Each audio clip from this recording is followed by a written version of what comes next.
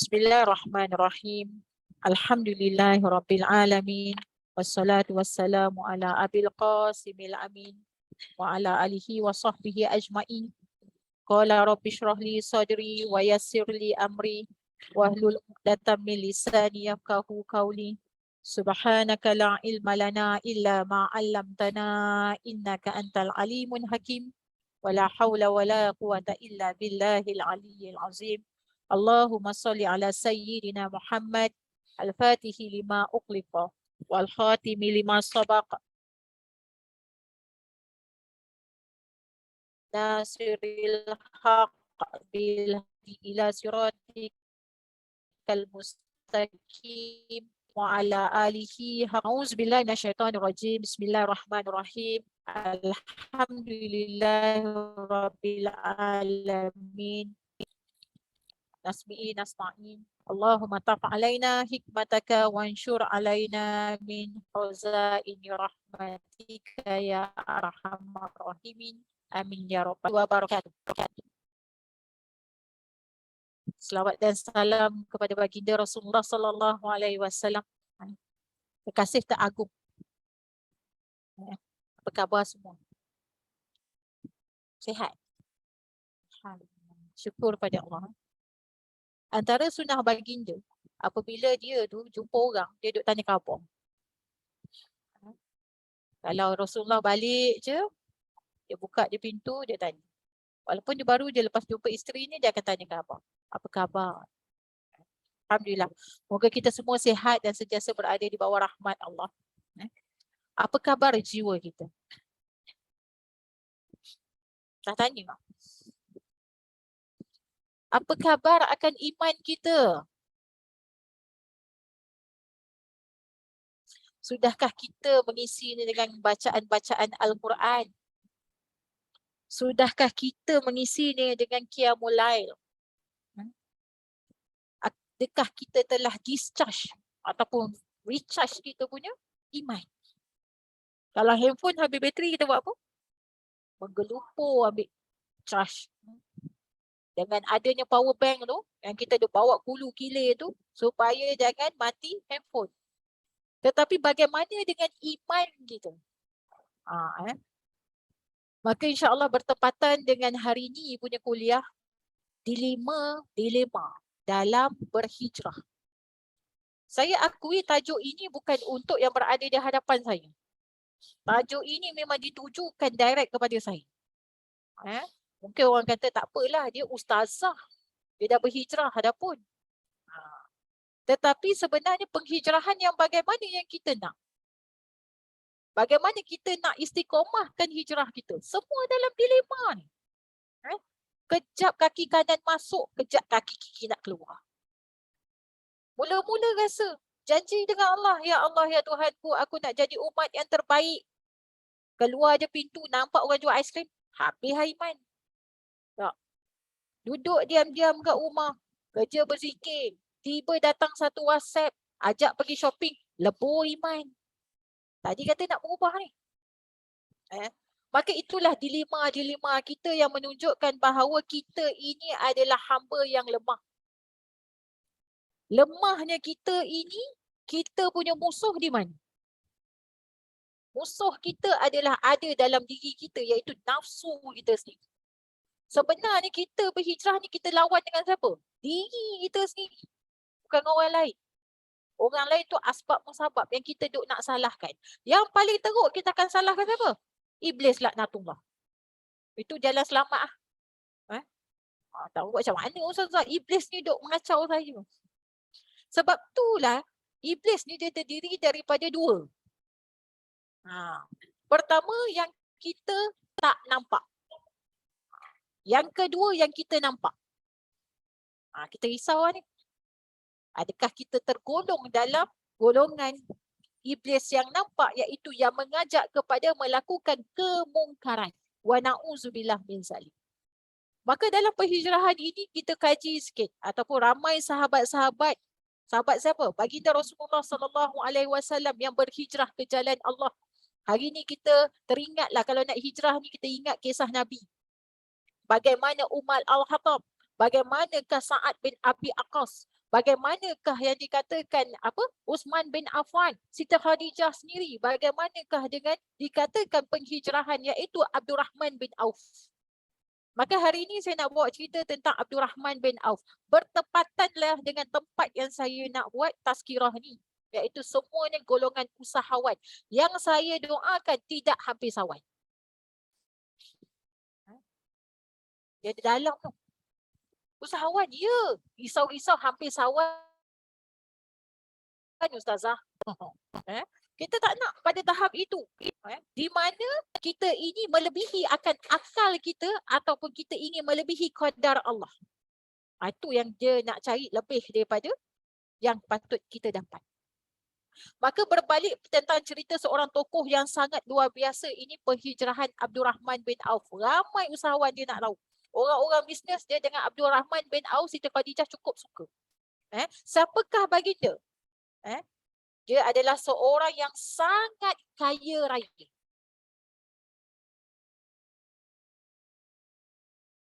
Maka gerah daripada kota Mekah pergi ke Yathrib kepada agama Islam. Apa yang dia buat?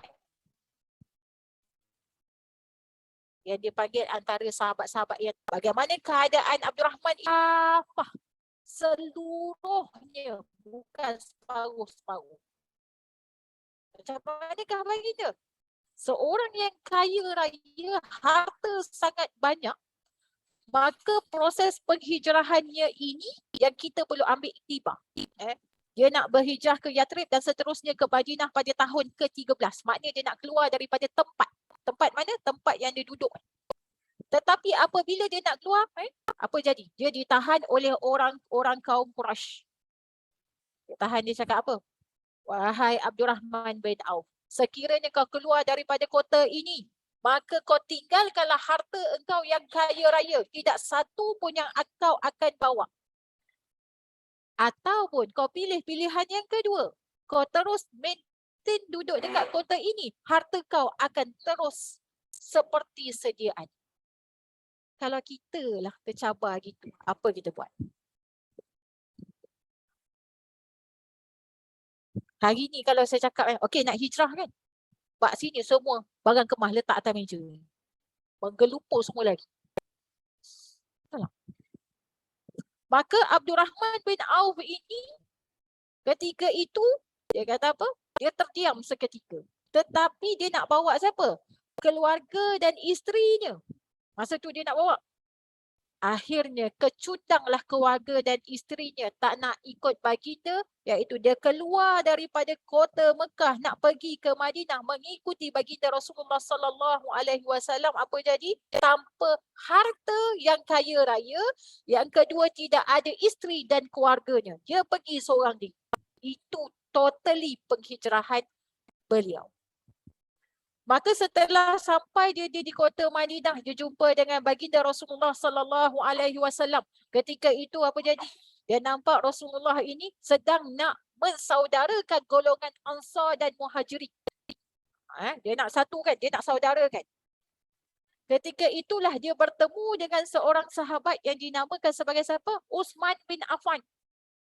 Uthman bin Affan ni seorang yang paling kaya raya di kota tersebut. Uthman bin Affan dia kata kepada siapa? Abdurrahman bin Auf.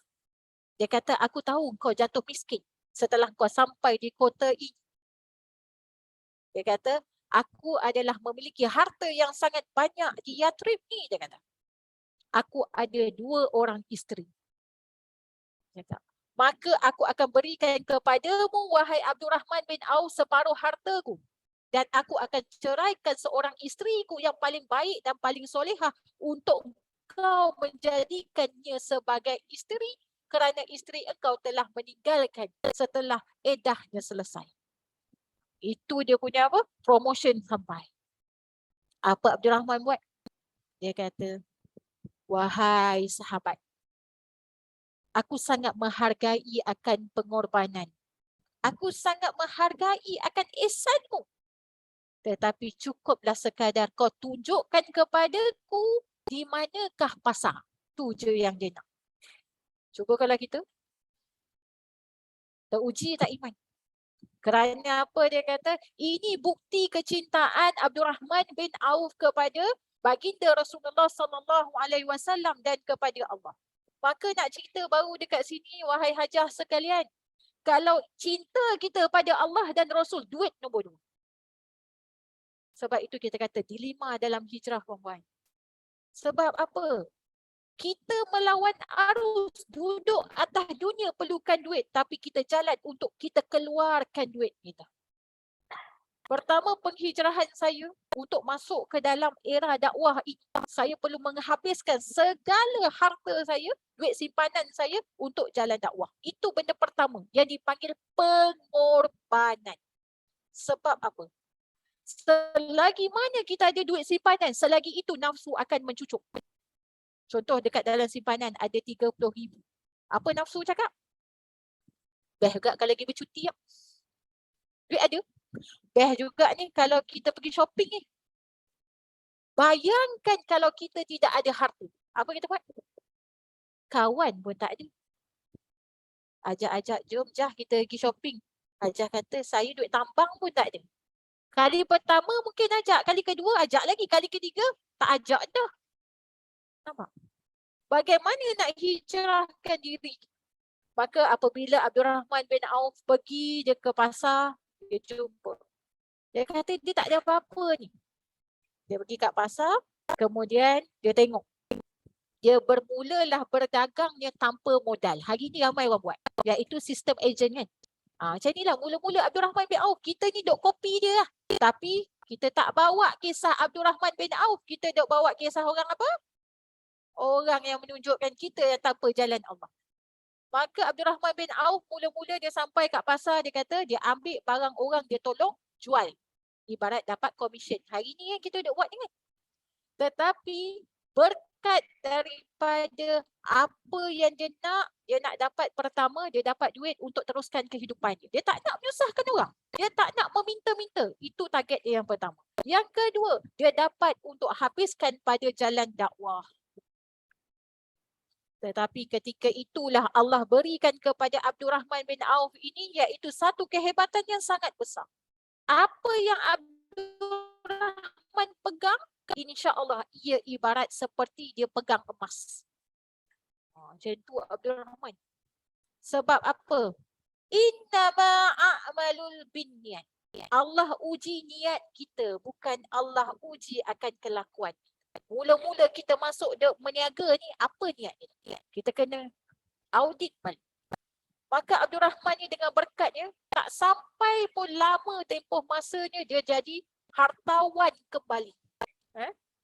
Dia jual barang orang, dia dapat untung. Dia jadi kaya raya kembali.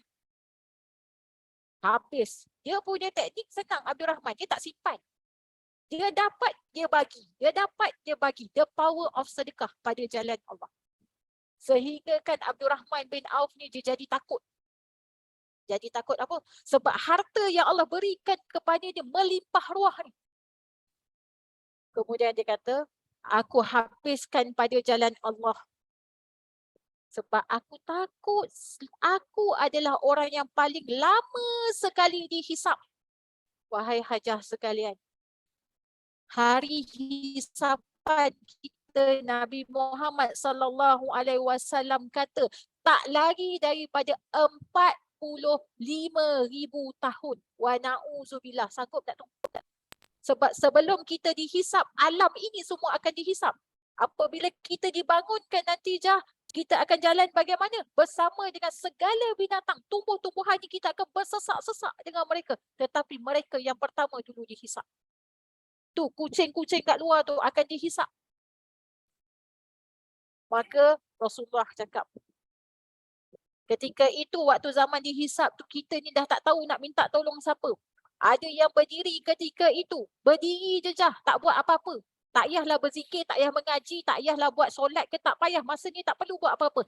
Berdiri saja. Kita bangun daripada tempat kita, kita berjalan pergi tempat hisapan itu, kita berdiri. Sampai jadi apa Punya kita berdiri tu. Ni kita punya isi-isi ni lepuk. Tinggal tulang. Kita bayangkan macam mana kita nak menghadapi hari akhirat. Sehari bersamaan dengan 1000 tahun. Rasulullah kata 45,000 tahun. Tak cari siapa masa tu. Maka golongan-golongan beriman ni dia akan pergi cari. Dia minta tolong pada ulama'-ulama' yang dia kenal. Ulama' kata, aku tak boleh tolong. Sekarang nafsi-nafsi. Tapi mereka teringat, kita cari seorang ni iaitu baginda Rasulullah SAW. Akhirnya, ini saat yang baginda tunggu. Rasulullah kata apa? Aku tunggu umatku. Aku nak jumpa umat yang bagaimana? Yang di dunia rindukan Rasulullah. Yang berjuang kerana Rasulullah dan Allah. Kita ni audit diri kita je. Kalau kita kata susah sangat nak berhijrah, kita renung hari akhirat. Maka ketika itulah sampai dekat depan Rasulullah. Rasulullah kata tak apa. Nanti aku akan minta pada Allah. Ingat minta terus dapat. Dok. Tunggu lagi 45,000 tahun dalam menanti syafaat baginda. Tetapi moga-moga Allah golongkan kita kepada 7 golongan yang duduk di bawah payungan arash ketika hari hisapan. Siapakah 7 golongan tersebut, Cah? Para Nabi. Kita tergolong ke? Para Anbiya. Kita tergolong ke, Cah? Para Siddiqin. Kita tergolong ke? Para syuhada. Kita tergolong ke? Kita audit diri kita. Yang kita boleh tergolong adalah golongan yang ke-7, golongan yang beriman. Duduk bawah payungan arash. Sementara nak menanti hari hisapan. Kalau hari ni, kalau saya kata, okey semua berdiri sampai habis kuliah, pun tak larat. Ini kita nak berdiri. Berdiri saja je. Ketika itu, air peluh akan jatuh. Sebab apa? Matahari berada sejengkal daripada kepala kita.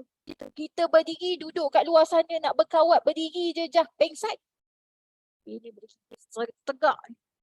Apa jadi?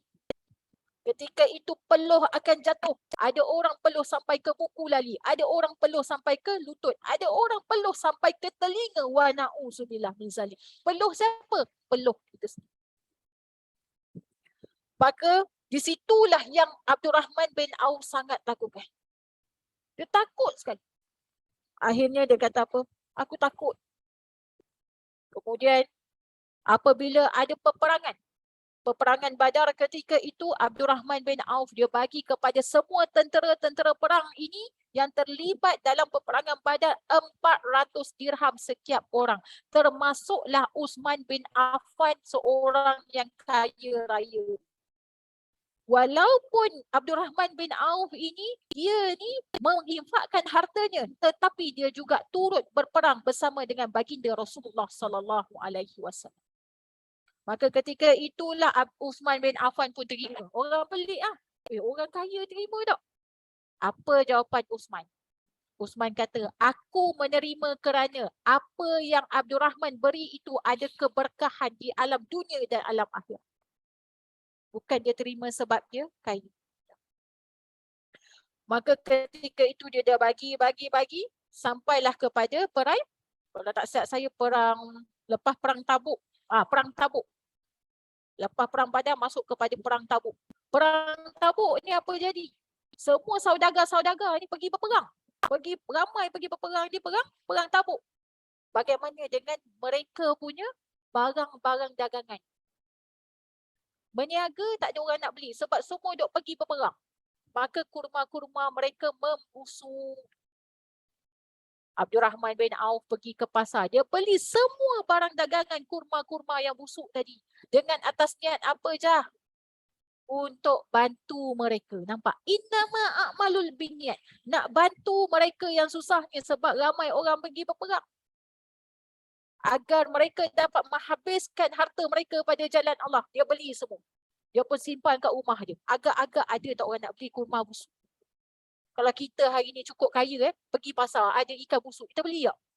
Memang tak. Tengok bagaimana ketulusan hati Abdurrahman bin Auf. Maka ketika itulah dia pun simpan, bawa ni kurma ni, bawa masuk rumah dia. Saat dia memberi, saat itu Allah melimpah ruahkan dia punya harta. Datanglah golongan raja cari kurma busuk. Dia kata apa? Ada kurma, dia kata. Kau pergi kat rumah sekian bin sekian. Dia pun pergi rumah dia ketuk rumah Abdul Rahman bin Auf. Dia kata, aku tahu dekat sini ada kurma busuk. Boleh tak engkau jualkannya kepada aku? Apa jawapan Abdul Rahman? Dia terkejut. Dalam hati dia, macam mana aku nak jual ni kurma busuk, harga berapa? Pandangan orang yang membeli tu, dia ingat Abdul Rahman tak nak jual. Kemudian dia kata apa? Pada Abdul Rahman, aku akan beli pada harga yang paling mahal. Nampak? Allah nak limpahkan rezeki pada Abdul Rahman. Kerana apa? Raja kami sakit dan ubatnya adalah kurma busuk. Dia pun beli.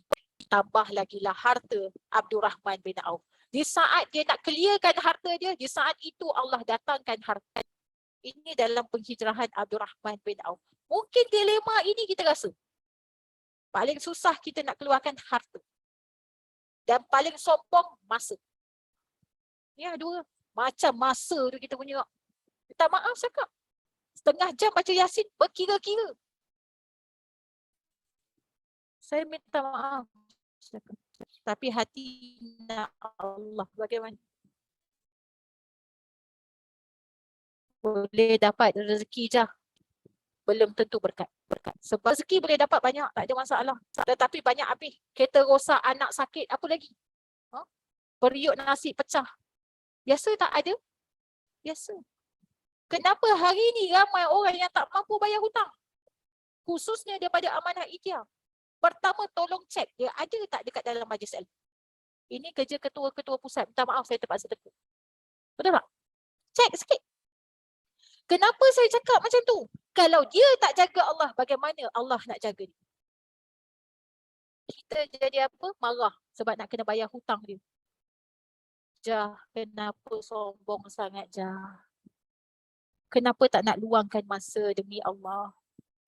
Minta dengan Allah. Rezeki kita bukan datang daripada makhluk. Rezeki datang daripada Allah. Yakinlah Allah. InsyaAllah selesai. Kita boleh buat audit sendiri. Ketua-ketua, mungkin cikgu-cikgu boleh audit dia. Check lah. Kalau benda ni dia tak boleh jaga, macam mana dia nak jaga yang lain? Kalau amanah dia kepada Allah dia tak boleh jaga, boleh tak dia jaga amanah dia dengan kita? Kita tengok. Maka apabila datangnya harta kan makin banyak kan, Abdul Rahman bin Auf takut lagi. Sehingga apabila wafatnya baginda Rasulullah sallallahu alaihi wasallam, Rasulullah dah wafat dah ni. Kemudian datanglah Aisyah, isteri baginda, bertemu dengan siapa? Abdul Rahman bin Auf. Dia offer kepada Abdul Rahman, wahai Abdul Rahman bin Auf, ketika engkau mati nanti, engkau akan dimakamkan di sebelah mana? Di sebelah Rasulullah, di sebelah Abu Bakar As-Siddiq dan juga di sebelah Umar Al-Khattab.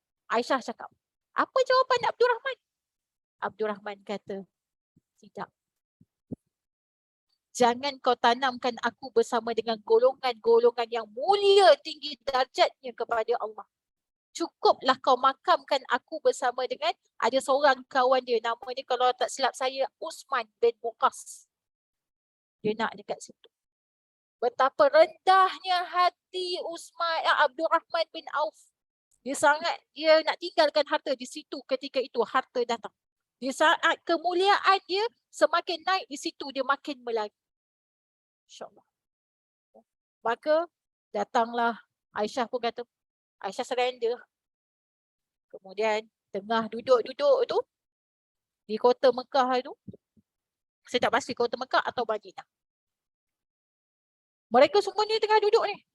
Mereka nampak kat sana kan padang pasir. Dia nampak ni pasir ni semua naik ke atas. Kemudian bunyi riuh macam gempa gempita. Aisyah pun tanya, bunyi apa yang riuh rendah tu? Aisyah tanya.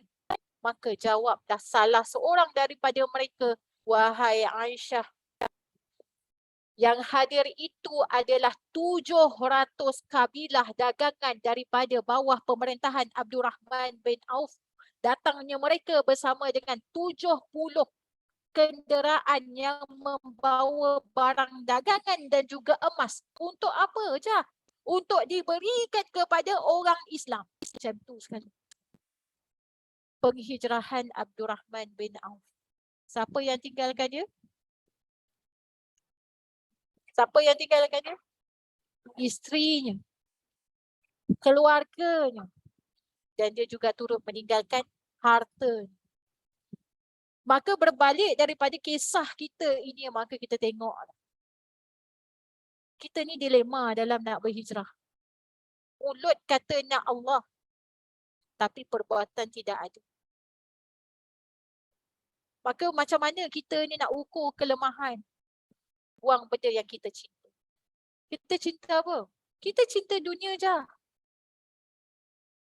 Balik rumah tolong audit berapa banyak handbag. Tangan ada berapa? 2 kan? Ada tak sekali bawa handbag tu 5? Kat rumah ada berapa handbag? Saya cakap ni supaya kita tak nak dihisap. Nak sanggup dihisap, silakan. Sebab nanti Allah akan tanya, adakah saya bagi pesanan kepada sahabat-sahabat saya? Saya dah berlapang tadi. Yang kedua, kepala ada berapa je? Duduk, berapa almari? Saya bukan tanya berapa line, berapa almari?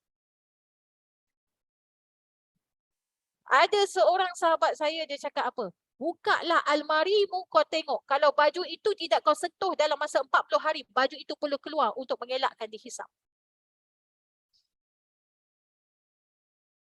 Macam mana kita ni? Kat sini pun, ya Allah. Tapi percayalah je. Yakinlah. Kalau betul-betul itikad kita nak berubah, insya-Allah hajah akan berubah.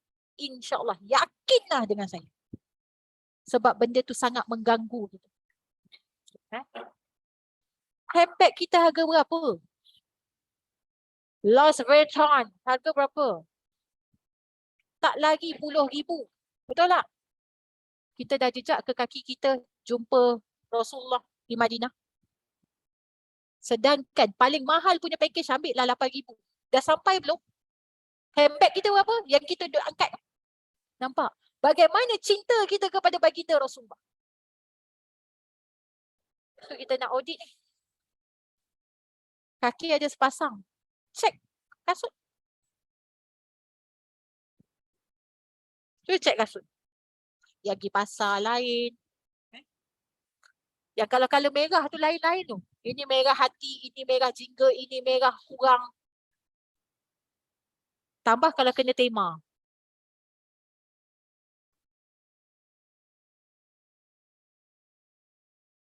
Alhamdulillah pagi ni tak ada tema. Kalau tak semalam semua duk pergi. Tiba-tiba Kak Sabah update. Oh ada tema esok kuning hijau. Mampus semua pergi Danau Kota. Nak punya kuning hijau ni pasal. Tu nak. Nak kuning macam mana je? Bukan yang warna mustard kan, kita nak kuning diraja. Kalau putih pun ada macam-macam putih kan. Ada putih kuning, ada putih bersih, ada putih kain kapan. Nampak? Macam mana kita nak dakwah? Macam mana tabung masjid nak penuh? Macam mana tabung-tabung pendakwah nak penuh?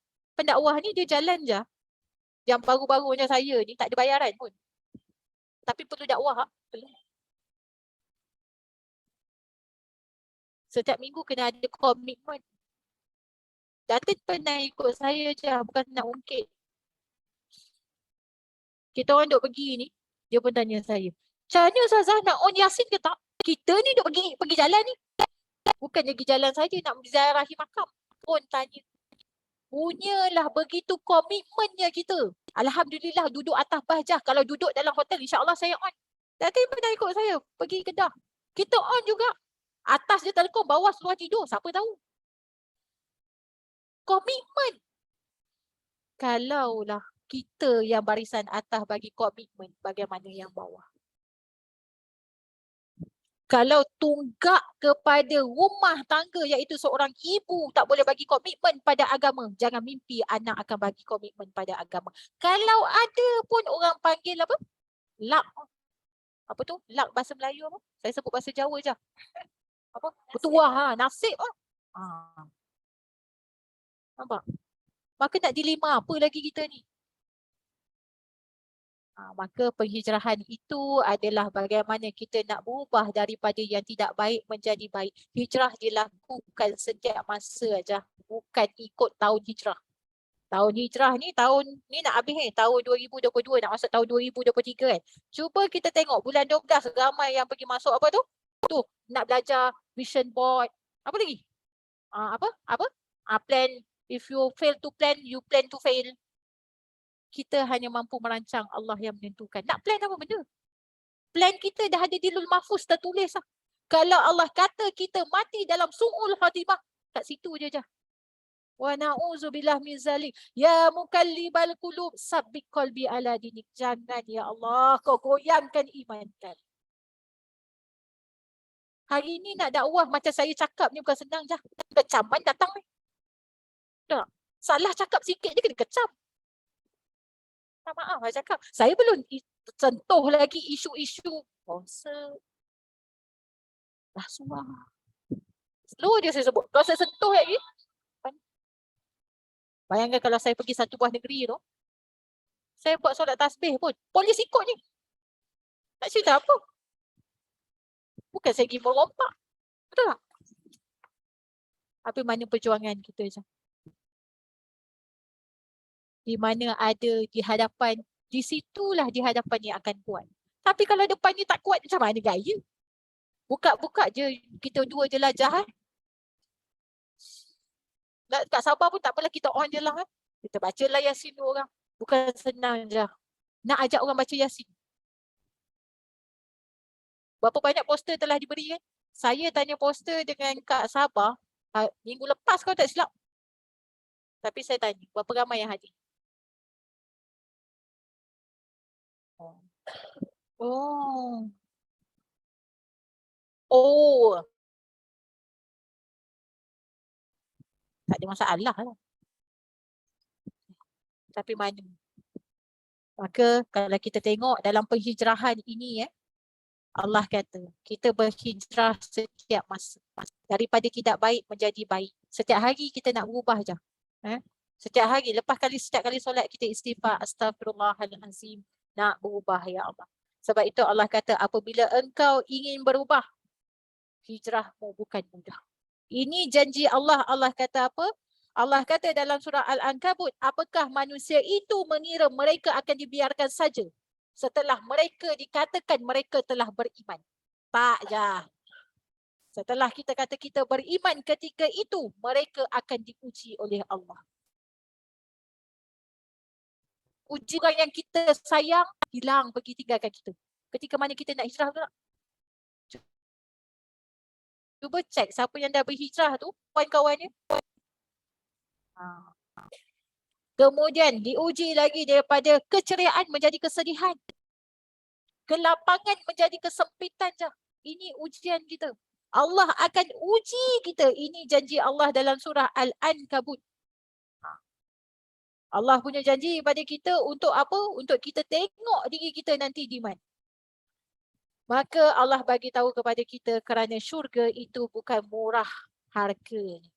Syurga itu dibeli dengan cinta. Cinta dia apa? Pengorbanan di atas jalan dunia.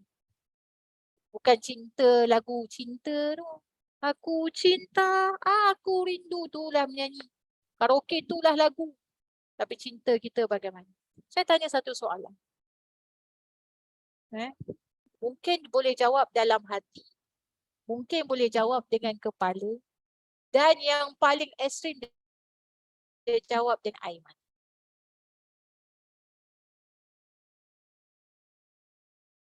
Hari ni jah kita, di saat Nabi kita dihina jah, kita di mana? Di saat Allah itu dihina, kita di mana jah? Di mana kita? Tanya iman dalam diri. Mungkin kita nampak video tu lalu je, dia menghina Nabi kita dengan menyamai seperti binatang ternak. Kita mampu makan nasi. Sedangkan Nabi menangis.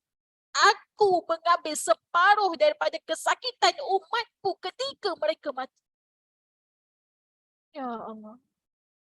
Cintanya Nabi Muhammad pada kita. Kita balas tak je? Kalau kita balas, menderu grup selawat kita. Tak balas je. Tak apa Ustazah, saya ni memang selawat, memang tak payah pakai grup. Alhamdulillah. Tapi masalahnya istiqamah. Kalau kita meniaga kena ada buku kan, kira-kira kan. Kenapa tak buat dia tak payah kira-kira Ustazah, dia masuk dalam kepala otak je Ustazah. Untuk rugi saya tahu. Nampak? Betul tak? Benda macam tu kita ikut. Tetapi benda membawa kebaikan, kita sombong. Allah paling laknat. Dua kategori. Pertama dia sombong, kedua dia takabur. Wal as, demi masa. Sumpah Allah terhadap masa, di mana masa itu adalah masa untuk Allah. Allah marah kerja berniaga? Tak marah. Yang Allah marah malam untuk Allah, kita bangun atau tidak? Tanya dalam diri, macam mana nak berjaya? Kalau tanya ketua-ketua ni, jom pergi mesyuarat macam mana nak settle hutang. Tu lah. Ke saya salah? Ke dah berubah? Sekarang semua orang bayar hutang, ada masalah iaitu cari orang yang nak pinjam pula. Ke macam tu lah? Tak ada masalah hutang dah. Sekarang semua dah settle lah. Settle lah semua. Saya rasa dah tinggal amanah ikhtiar ni hampir nak dekat 7 tahun dah. Mana masalah yang sama. Nampak? Kenapa? Sebab benda ini tidak sampai. Allah ingin menjadikan hamba-Nya afala yatafakkarun, golongan yang berfikir. Fikir guna akal, akal yang dipandu dengan hati, hati yang dicahayakan oleh Allah, bukan hati penuh dengan sumbat. Macam mana nak bawa ni? Pening ni, pening. Benda sama. Tak pernah berubah. Habis nak ubah masa bila je? Masa bila nak berubah? Dan saya sangat-sangat yakin amanah ikhtiar Gombak ni, dia akan pergi pada fasa perubahan. Sebab apa? Saya tengok hari ni punya, saya tanya Kak Sabah, dia tulis apa? Jemputan bacaan Yasin tu yang dah melebihi daripada 2 angka. Saya yakin, tunggu masa. Sebab dilakukan secara istiqamah mingguan. Ada pusat boleh buat? Ada tempat lain boleh buat? Maka bersyukur. Syukur sangat. Semuanya di bawah lindungan Allah. Kalau ada masalah tu insya-Allah Allah akan settle. Insya-Allah. Yakin. Maka pengertian hijrah apabila kita berhijrah ni dalam dilema kan. Hijrah tang dilema tang mana sebenarnya? Tang mana? Tang harta, tang pakaian, tang apa lagi? Ada masalah kita? Pangkat, darjat, lagi apa? Suami? Tak istiqamah. Maka ada solusi. Yang pertama, innama a'malul binniyat. Apa-apa pun niat kerana Allah Subhanahu Wa Taala. Yakinlah je. Apabila kita nak Allah, Allah akan kita datang selangkah, Allah datang berlari. Sebab tu Allah timpakan ujian. Ujian itu adalah untuk Allah dengar ni rintihan, rayuan, tangisan kita pada Allah. Sekiranya engkau mengetahui, engkau tidak akan ketawa di dunia, engkau lebih banyak menangis. Ini hadis Rasulullah. Kita cek diri kita, banyak nangis ke banyak ketawa kat dunia? Sebab kita akan mati dengan apa cara kita hidup je. Ini janji Allah, bukan janji saya. Saya hanya menyampaikan. Tanam dalam hati, aku niat nak berubah kerana Allah. Aku niat ni kerana Allah semata-mata. Dan yang kedua, ini paling penting. Sehingga Rasulullah kata apa? Kau pilihlah sahabat yang ada di sekelilingmu, sahabat yang baik. Kita cek circle kita. Audit lah. Senang je nak audit je. Pegang handphone, kita tengok WhatsApp. Siapa yang rajin duk WhatsApp kita? Kita tengok dia macam mana. Adakah sahabat kita ni membawa kita dekat kepada Allah? Sahabat bentuk macam mana? Apabila kita jumpa dia, kita rasa rindu. Rindu kepada siapa? Rindu kepada Allah. Apabila kita bertemu dengan dia, kita rasa kita ingin buat kebaikan. Apabila kita bersama dengan dia, kita rasa ketenangan bersama dengan Allah. Ini dipanggil sahabat. Kalau Hajah tak jumpa lagi, tolong cari. Saya mohon tolong cari. Ini circle. Kita barat pun Hajah circle juga kan. Kemudian, pepatah dia, kalau kita berkawan dengan orang bau pakai minyak wangi, wangi ya. Ini bukan sebarang pepatah. Kenapa kita tak berkawan je kerana dengan orang-orang begitu? Sebab iman kita tak kuat. Saya akui. Saya minta maaf lah cakap. Memang ramai kawan lama. Kadang-kadang ajak minum. Kenapa saya tak pergi? Bukan sombong. Dia kata kita sombong. Tak, iman saya tak kuat. Betul lah. Kita jumpa kawan-kawan macam ni pun kadang-kadang lara tak? Tambah jumpa kawan macam tu, macam mana kita? Sebab kita lemah. Maka pilihlah sahabat yang baik. Banyak grup boleh je masuk grup, insyaAllah. Kan? Maka dia kata seseorang akan bergantung dengan siapa yang engkau gaul. Kita tengoklah dengan siapa yang kita suka bergaul. Itulah keadaan diri kita. Lepas tu yang ketiga, bagaimana ingin istiqamah? Carilah ilmu. Tak payah sampai negeri Cina. Sekarang depan mata pun ada. Tengok je situ. Pun tak nak tengok kak. Kita duk pakatlah hantar share kan. Ada yang berbayar, ada yang percuma. Kalau tak mampu sangat, pergi yang percuma. Kalau tak mampu lagi, pergi yang bayar. Sebab apa saya kata pergi yang bayar? Sebab saya belajar pun berbayar. Bila kita letak bayaran, ada komitmen. Betul tak? Cuba tak letak bayaran. Datang tapi tidur. Macam tazkirah pagi ni katalah. Datin kata, okey kita kutip seorang RM15 nak dengar tazkirah. Pertama dia bising lah. Bong. Letak ni dinding ni. RM15 je pun. Kalau pergi minum kat sebelah tu, RM15 tak cukup. Nak cari ilmu kan? Lepas tu, dia bayar. Mungkin bayar RM15. Bayar. Nak lah je bayar. Bayar. Masuk pula dewan. Rasa-rasa dia nak tidur lah. Itu kalau RM15. Kalau RM15,000, jegir je mata dia. Hari ni tak ramai. Kuliah-kuliah tak ramai je. Yang ramai konsert. Berapa ribu orang? 25,000 orang. Kalau maulid okey lah. Habis apa kita nak buat? Tak apalah Ustazah, itu kerja-kerja badan-badan. Badan apa? Kita ditanyai lah. Tanya. Sebab kita di kawasan tersebut. Kalau Allah nak timpakan musibah, Allah tak timpakan kepada orang itu, tetapi Allah timpakan kepada tempat mereka. Terkena tak kita?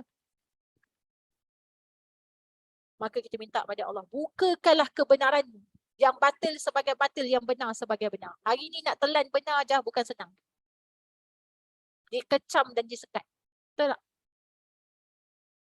Kita tengoklah. Pendakwah-pendakwah, ulama-ulama yang menegur, kena kecam. Maksimumnya kena kecam. Ulama tegur, kena kecam. Masya Allah. Jangan main-main dengan darah daging ulama.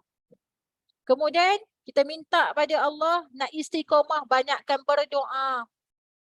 Macam mana nak doa? Rabbana la tuzigh qulubana ba'da iz hadaitana wa hab lana min ladunka rahmah. Itu salah satu. Tak pada Allah, ya mukallibal qulub sabbit qalbi ala dinik. Jangan kau bolak-balik hati kami ya Allah. Jangan kau condongkan hati kami kepada masa lalu ya Allah. Jangan kau condongkan hati kami kepada nafsu kami yang lalu. Jangan kau condongkan kami kepada kebodohan dan kezaliman kami yang terdahulu ya Allah. Minta pada Allah. Sebab dulu kita ni tak berapa nak bijak sebab tak belajar. Okay? Dah belajar ni baru tahu. Tapi yang kelakar ni Zah, tak maaf cakap. Saya buka beberapa kuliah. Saya tegang tentang syahadah, kalimah syahadah. Iaitu syarat untuk masuk Islam kena syahadah.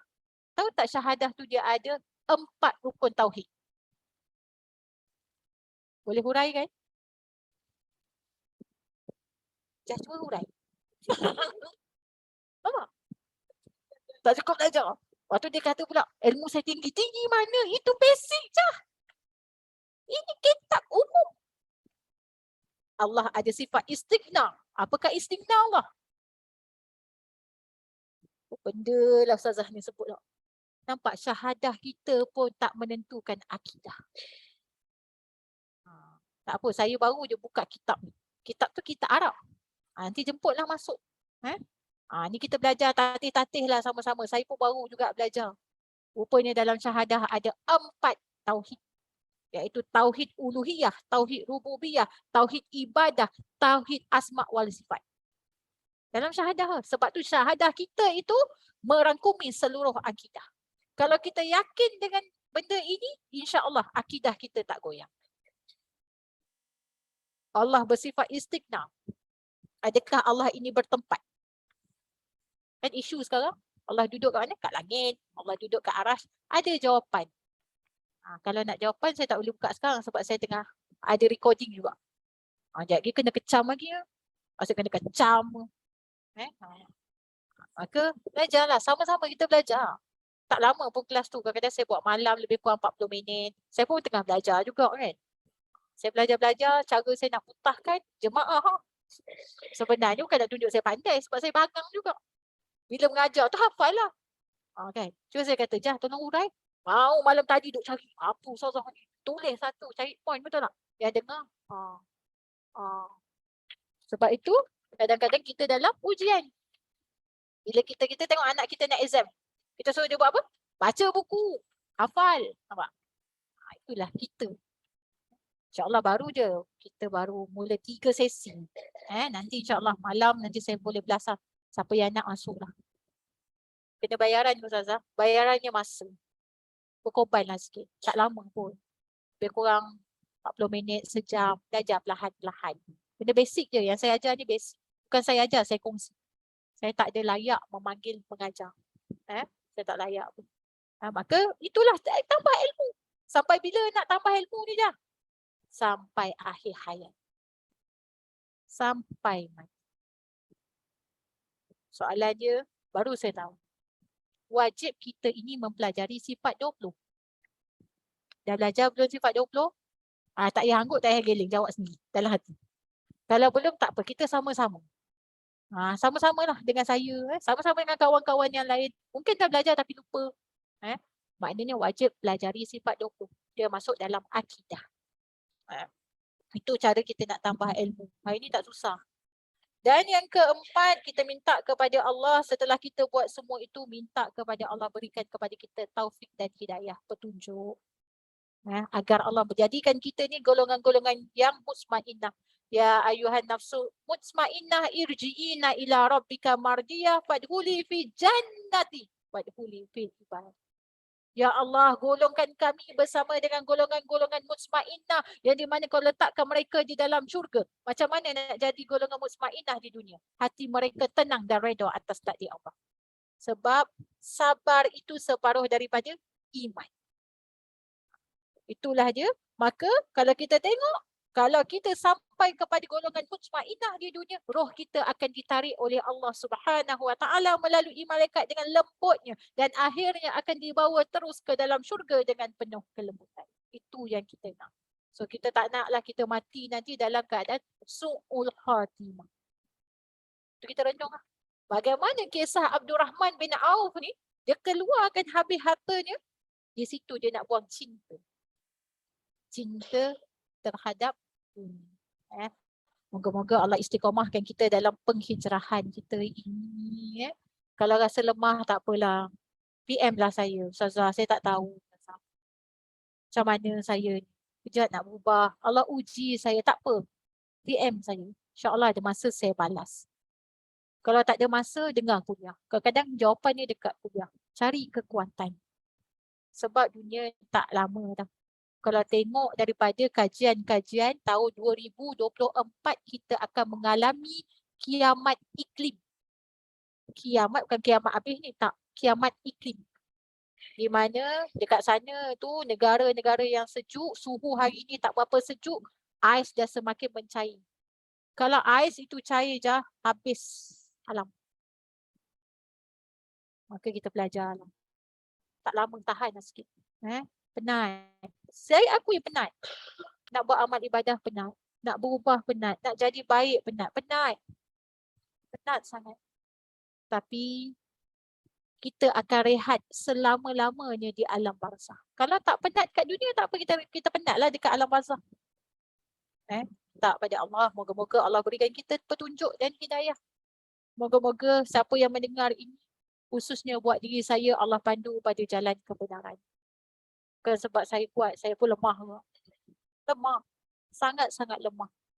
Teruji. Lagi nak buat kuliah, lagi ya Allah uji. Kita sama. Saya ada 3 orang anak juga. Maknanya nak cerita bukan nak cerita sebab anak tu. Sibuk je. Nak masaknya, nak cuci pakaiannya. Kitalah pembantu rumah. Kitalah tukang masak. Kitalah tukang siram pokok. Kitalah tukang, semualah kita tukang mop rumah semua kita. Saya faham nak cerita sibuk tu tak? Tapi luangkan. Moga-moga Allah berikan kepada kita kefahaman untuk membimbing kita pada jalan kebenaran, insya-Allah. Yang baik itu datang daripada saya, yang kurang datang daripada yang baik itu datang daripada Allah, yang kurang datang daripada saya sendiri. Saya mohon ampun dan maaf.